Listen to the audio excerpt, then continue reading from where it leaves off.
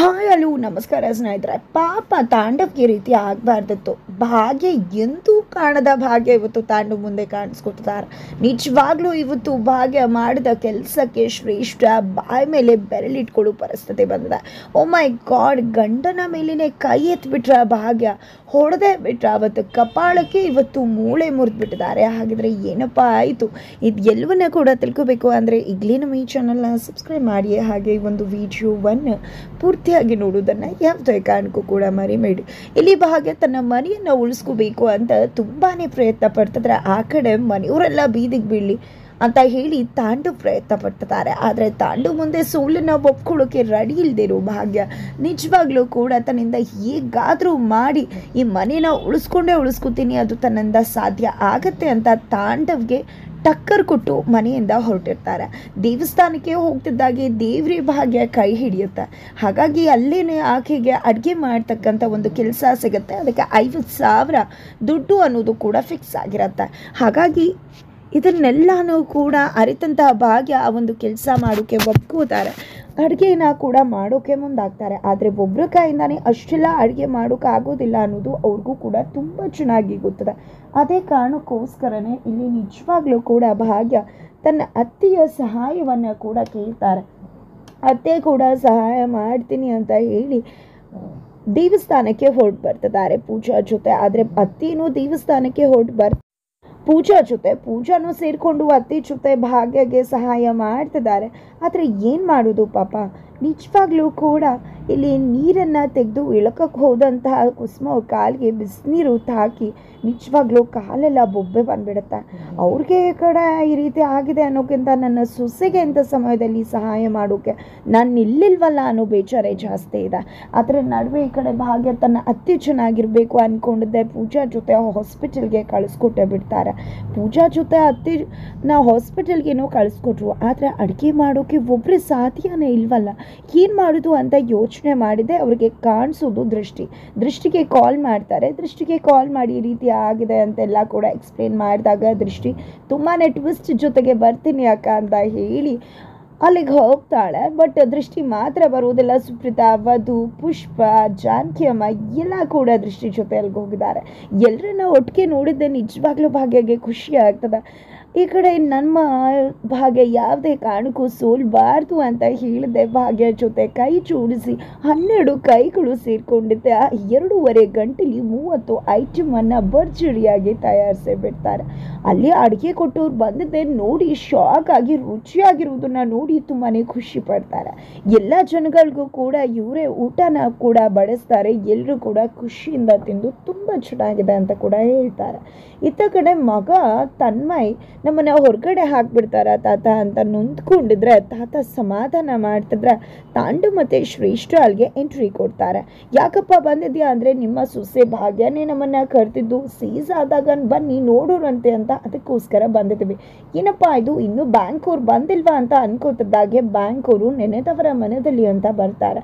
ಎಲ್ಲಿ ನಿಮ್ಮ ಸೊಸೆ ಭಾಗ್ಯ ಅಂತ ಹೇಳ್ತಿದ್ರೆ ಅದು ನಮ್ಮ ಸೊಸೆ ಹೊರಗಡೆ ಹೋಗಿದ್ದಾಳೆ, ಬರ್ತಾಳೆ ಒಂದು ಸ್ವಲ್ಪ ಹೊತ್ತು ಅಂತ ಹೇಳ್ತಾರೆ. ಸರಿ ಅಂತ ಅವ್ರು ಕೂಡ ಕುತ್ಕೋತಾರೆ.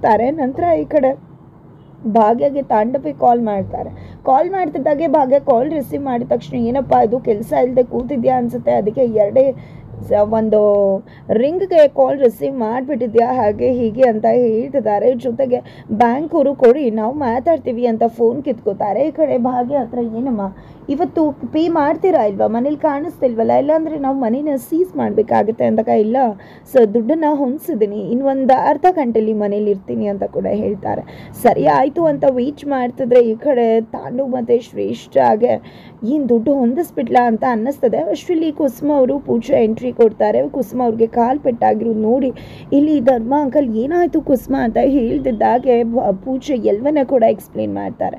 ಈ ಕಡೆ ಅಮ್ಮ ಏನಾಯ್ತಮ್ಮ, ಅದಕ್ಕೆ ತಾನೇ ನೀನು ಯಾಕಮ್ಮ ಎಮ್ಮೆ ಜೊತೆ ಅಡುಗೆ ಮಾಡೋಕ್ಕೆ ಹೋಗಿದ್ದ, ನನ್ನ ಜೊತೆ ಇದ್ದಿದ್ರೆ ನೀವು ಎಷ್ಟೊಂದು ಚೆನ್ನಾಗಿ ನೋಡ್ಕೋತಿದ್ದ, ನಿಮ್ಮನ್ನೆಲ್ಲ ಸೊಸೆ ಅಂದ್ಕೊಂಡು ಇದನ್ನೆಲ್ಲ ಅನುಭವಿಸ್ತಾ ಇದ್ದೀರಾ, ಇದೆಲ್ಲ ಆಗ್ತಿರುವುದೇ ಅವಳಿಂದ ಅಂತ ಹೇಳಿದ ತಕ್ಷಣ ನೀನು ಮಾತಾಡಬೇಡ ತಾಂಡವ್, ನನ್ನ ಹತ್ರ ನೀನು ಅಲ್ಲೇ ನಿಂತ್ಕೊ, ನೀನು ಏನು ಹೇಳೋಕೆ ಬರೋದು ನನಗೆ ಹಾಗೆ ಹೀಗೆ ಅಂತ ಜೋರು ಮಾಡ್ತಾರೆ ಕುಸುಮ ಅವರು. ಹೌದು ನಿಮಗೆಲ್ಲ ಅನುಭವಿಸಿದ್ರೆ ಸರಿ ಅಂತ ಹೇಳ್ತಿದ್ದಾಗ ಈ ಕಡೆ ಪೂಜಾ ಕೈಯಿಂದ ಭಾಗ್ಯಗೆ ಕಾಲ್ ಮಾಡಿಸ್ತಾರೆ. ಅಷ್ಟರಲ್ಲಿ ಭಾಗ್ಯಗೆ ಓನರ್ ಬಂದಿದ್ದೆ, ತುಂಬ ಚೆನ್ನಾಗಿ ಅಡುಗೆ ಮಾಡ್ತೀಯಮ್ಮ, ನಮ್ಮ ಎಲ್ಲ ಫಂಕ್ಷನ್ಗೂ ಕೂಡ ನೀನೇ ಬರಬೇಕು ಅಂತ ಹೇಳಿ ಅವರ ಅಸಿಸ್ಟೆಂಟ್ ಕೈಯಲ್ಲಿ ದುಡ್ಡು ಕೊಟ್ಟು ಕಳಿಸ್ತಾರೆ. ಜಸ್ಟ್ 32,000 ಸಿಗುತ್ತೆ. 18,000 ರೇಷನ್ದು, ಹಾಗಾಗಿ 32,000 ನಿಮಗೆ ಕೊಡ್ತಿದ್ದೀವಿ, ನಾವೇ ರೇಷನ್ ತಂದಾಕಿದ್ದೀವಿ ಅಂತ ಹೇಳಿಬಿಡ್ತಾರೆ.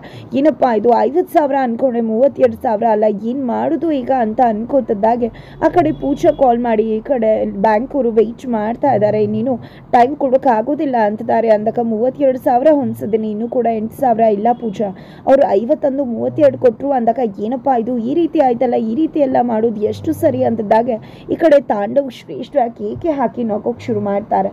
32,000 ಇದೆ ನೋಡಿ, ಯಾವುದೇ ಕಾರಣಕ್ಕೂ ಕೂಡ ಅವಳಿಂದ 40,000ನ ಕೊಡೋಕ್ಕಾಗೋದಿಲ್ಲ, ನೀವು ಮನೇನ ಸೀಸ್ ಮಾಡಿ ಅಂತ ತಾಂಡವ್ ಹೇಳ್ತಿದ್ರೆ, ಬೇಡ ಇವತ್ತಿಷ್ಟು ಹೊಂದಿಸಿರೋಳು ಒಂದಿನ ಟೈಮ್ ಕೊಡಿ, ಅದನ್ನು ಕೂಡ ಹೊಂದಿಸಿ ಕೊಡ್ತಾರೆ ಅಂತ ಕುಸುಮ ಅವ್ರು ಹೇಳ್ತಿದ್ರೆ, ಇಲ್ಲ ಯಾವುದೇ ಕಾರಣಕ್ಕೂ ನಾವಿನ್ನು ಟೈಮ್ ಕೊಡೋಕ್ಕೆ ಸಾಧ್ಯನೇ ಇಲ್ಲ ಅಂತ ಹೇಳ್ತಿದ್ದಾರೆ. ಅಷ್ಟರಲ್ಲಿ ಈ ಕಡೆ ಸುನಂದ್ ಅವ್ರು ಬರ್ತಾರೆ. ಈ ಕಡೆ ತಾಂಡವ್ ಅಂತೂ ಸರಿ ನಾನೇ ಮನೇನ ಬಿಡಿಸ್ತೀನಿ ಅಂತದಾಗೆ ಸುನಂದ್ ಅವ್ರಿಗೆ ಖುಷಿ ಆಗ್ಬಿಡುತ್ತೆ. ಆದರೆ ನಿಮ್ಮ ಮಗಳು ಒಂದು ಫೀವರ್ ಮಾಡಬೇಕಾಗತ್ತೆ ಅಂತ ಕೂಡ ಹೇಳೋಕ್ಕೂ ಮುನ್ನನೇ ಆಲ್ರೆಡಿ ಭಾಗ್ಯ ಅಲ್ಲಿಗೆ ಎಂಟ್ರಿ ಕೊಟ್ಟಿರ್ತಾರೆ. ಭಾಗ್ಯ ಎಂಟ್ರಿ ಕೊಟ್ಟಿದ್ದೆ ದುಡ್ಡನ್ನು ಕೂಡ ಬ್ಯಾಂಕ್ ಅವ್ರಿಗೆ ಕೊಟ್ಟಿರ್ತಾರೆ. ಬಟ್ ತಾಂಡವ್ ಅನ್ಕೋತಿದ್ದಾರೆ ಅದರಲ್ಲಿ 32,000 ಇದೆ ಅಂತ. ಅದೇ ಕಾರಣಕ್ಕೆ ನಾನು ಮನೆ ಬಿಡಿಸ್ತೀನಿ, ಬಟ್ ಇವಳು ಮಂಡಿಯೂರಿ ನನ್ನ ಮುಂದೆ ಸೋತೆ ಅಂತ ಒಪ್ಕೋಬೇಕು ಅಂತ. ಯಾವುದೇ ಕಾರಣಕ್ಕೂ ನಮ್ಮ ಮಗಳು ನಮ್ಮ ಸೊಸೆ ಆ ರೀತಿ ಒಪ್ಕೊಳ್ಳೋಕೆ ಸಾಧ್ಯನೇ ಇಲ್ಲ ಅಂತ ಹೇಳಿ ಕುಸುಮ ಮತ್ತು ಧರ್ಮ ಅಂಕಲ್ ಹೇಳ್ತಾರೆ. ಈ ಕಡೆ ಲೆಕ್ಕ ಹಾಕ್ತಿರ್ತಕ್ಕಂಥ ಬ್ಯಾಂಕ್ ಅವ್ರನ್ನ ತಾಂಡವ್ ಮತ್ತೆ ಇನ್ನೇನು ಮಾಡ್ತೀರಾ, ಸೀಸ್ ಮಾಡಿಬಿಡಿ ಮನೇನ ಅಂತ ಹೇಳ್ತಿದ್ದಾಗ, ಇಲ್ಲ ಯಾವುದೇ ಕಾರಣಕ್ಕೂ ಕೂಡ ಸೀಸ್ ಮಾಡಲಿಕ್ಕೆ ಸಾಧ್ಯ ಇಲ್ಲ ಅಂತ ಹೇಳ್ತಾರೆ. ಯಾಕೆ ಅಂತ ಇಲ್ಲಿ ಹೆಡ್ ಆಫೀಸ್ ಕೇಳಿದ್ದಕ್ಕೆ, ಯಾಕೆ ಅಂದರೆ ದುಡ್ಡು ಎಲ್ಲ ಕೂಡ ಕರೆಕ್ಟ್ ಆಗಿದೆ, 40,000 ಇದೆ ಅಂತಾರೆ. ಶಾಕ್ ಆಗಿಬಿಡುತ್ತೆ ಎಲ್ರಿಗೂ ಕೂಡ. ಈ ಕಡೆ ತಾಂಡವ್ 32,000 ಅಲ್ವಾ ಇರೋದು, 40,000 ಹೇಗಿರೋಕ್ಕೆ ಸಾಧ್ಯ ಅಂತ ಹೇಳ್ತಿದ್ರೆ, ಸೊ ನೀವು ಕೊಡಿ ಒಮ್ಮೆ ಅವ್ರಿಗೂ ಕೂಡ ಲೆಕ್ಕ ಹಾಕ್ಕೊಳ್ಳಿ ಅಂತ ಭಾಗ್ಯ ಹೇಳ್ತಿದ್ದಾಗೆ, ಇಲ್ಲ 40,000 ಇದೆ ಅಂತ ಹೇಳ್ತಾರೆ. ತುಂಬ ಥ್ಯಾಂಕ್ಸ್, ಕರೆಕ್ಟಾಗಿ ಕಟ್ಕೊಂಡು ಹೋಗಿ ಅಂತ ಅವರು ಕೂಡ ಹೋಗ್ತಾರೆ. ಈ ಕಡೆ ಭಾಗ್ಯಗೆ 40,000 ಹೇಗಪ್ಪ ಸಿಕ್ತು ಅಂತ ಅಂದ್ಕೊಂಡೆ, ಅವ್ರ ಹತ್ರನೇ ಹೋಗಿ ಇನ್ನೊಂದು 2,000 ಸಾಲ ಕೇಳಿರ್ಬೋದು ಅಂತ ಅನಿಸುತ್ತೆ. ಹಾಗಾಗಿ ಆಕೆಗೆ ಅಷ್ಟು ದುಡ್ಡು ಸಿಕ್ಕಿದೆ. ತದನಂತರ ನಿಜವಾಗ್ಲೂ ಕೂಡ ಇತ್ತ ಕಡೆ ತಾಂಡವ್ ಶ್ರೇಷ್ಠವಾಗಿ ಅವಮಾನ ಆಗತ್ತೆ. ಕುಸುಮ ಅವರು ಸರಿಯಾಗಿ ಚಾಟಿ ಏಟನ್ನು ಬೀಸ್ತಾರೆ. ಭಾಗ್ಯ ಕೂಡ ಸರಿಯಾಗಿ ಟಕ್ಕರ್ ಕೊಟ್ಟು ಈ ಕಡೆ ಶ್ರೇಷ್ಠ ತಾಂಡವ್ ಮನೆಯಿಂದ ಹೊರಗಡೆ ಬರ್ತಿದ್ದಾಗೆ, ಇಲ್ಲ ಯಾವುದೇ ಕಾರಣಕ್ಕೂ ಈ ಎಮ್ಮೆ ಸೋಲ್ದೆ ಇರಬಾರ್ದು, ಇವಳು ಸೋಲ್ಬೇಕು, ಬೀದಿಗೆ ಬರಬೇಕು ಅಂತ ಹೇಳ್ತಿದ್ರೆ, ಅಷ್ಟರಲ್ಲಿ ಭಾಗ್ಯ ಅಲ್ಲಿ ಎಂಟ್ರಿ ಕೊಟ್ಟಿದ್ದೆ. ಯಾವುದೇ ಕಾರಣಕ್ಕೂ ಆ ರೀತಿ ಸಾಧ್ಯ ಇಲ್ಲ ತಾಂಡವ್ ಅವರೇ ಅಂತ ಹೇಳಿ ಶೇಕ್ ಹ್ಯಾಂಡ್ ಕೊಡೋ ರೀತಿ, ಪಾಪ ಆಲ್ ದ ಬೆಸ್ಟ್ ನಿಮ್ಮ ಮಾಡ್ತಿರೋ ಕೆಲಸಕ್ಕೆ ಅಂತ ಹೇಳಿ ಕೈಯನ್ನು ಕೊಡೋ ರೀತಿ ತಾಂಡವ್ ಕೈಯನ್ನು ಇಟ್ಕೊಂಡಿದ್ದ ಕೈ ಮೂಳೆನ ಹಾಗೆ ಮುರಿದು ಟಕ್ಕರ್ ಕೊಟ್ಟು ಅಲ್ಲಿಂದ ಹೋಗ್ತಿದ್ರೆ ನಿಜವಾಗ್ಲೂ ಶ್ರೇಷ್ಠಗೆ ಶಾಕ್ ಆಗ್ತದೆ. ಈ ಕಡೆ ತಾಂಡವ್ಗೆ ನಿಜವಾಗ್ಲೂ ಏನು ಮಾಡಬೇಕು ಅಂತ ಗೊತ್ತಾಗ್ತಿಲ್ಲ, ಕೈಯೆಲ್ಲ ನೋಯುತ್ತಿದೆ, ಕೈನ ಹಾಗೆ ಬಡ್ಕೋತಿದ್ದಾರೆ. ಓ ಮೈ ಗಾಡ್ ಅಂತ ಫೈನಲಿ ಅವತ್ತು ಕಪಾಳಕ್ಕೆ ಬಾರಿಸಿದ್ದ ಭಾಗ್ಯ ಇವತ್ತು ಕೈ ಮೂಳೆನೇ ಮುರಿದ್ಬಿಟ್ರು. ಹಾಗಿದ್ರೆ ಮುಂದೆ ಏನಾಗುತ್ತೆ, ಏನಾಗ್ಬೋದು, ಯಾವ ರೀತಿ ಟ್ವಿಸ್ಟ್ ಟರ್ನ್ ಸಿಗುತ್ತೆ, ಬಾಬಾ ಕೂಡ ನಿನ್ನ ಬದುಕಿನ ಹೊಸ ಕವಲು ಹೊರತದೆ ಅಂತಿದ್ದಾರೆ.